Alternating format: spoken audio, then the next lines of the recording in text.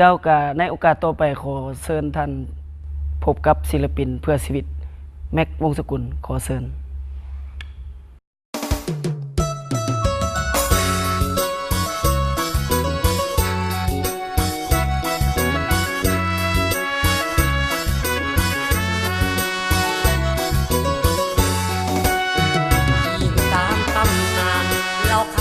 บันทึกกัน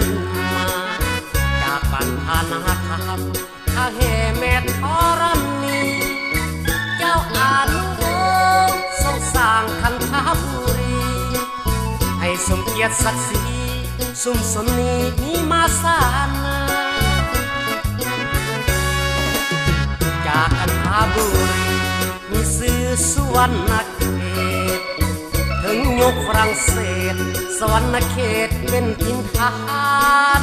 ขบวนผู้มีปูนลุกขึ้นต้านพวกคุกคาน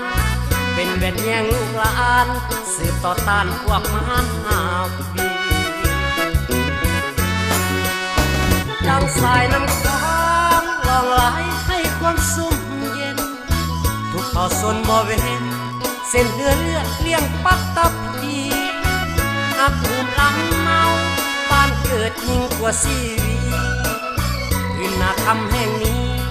มีไว้ให้เส้นลูกเส้นหลานเมืองกันทบุรีเกิดมีผู้นำแสนสรา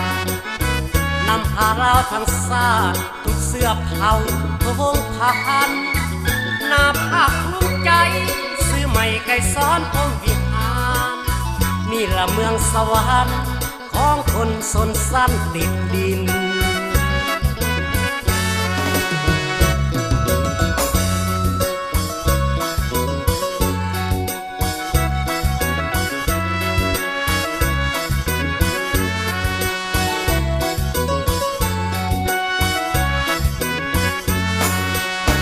จังสายน้ำค้า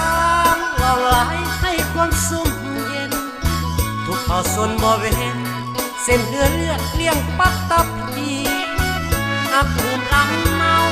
บ้านเกิดยิ่งกว่าชีวีพื้นนาคำแห่งนี้มีไว้ให้เส้นลูกเส้นหลานเมืองกันทบุรีเกิดมีผู้นำแสนสรา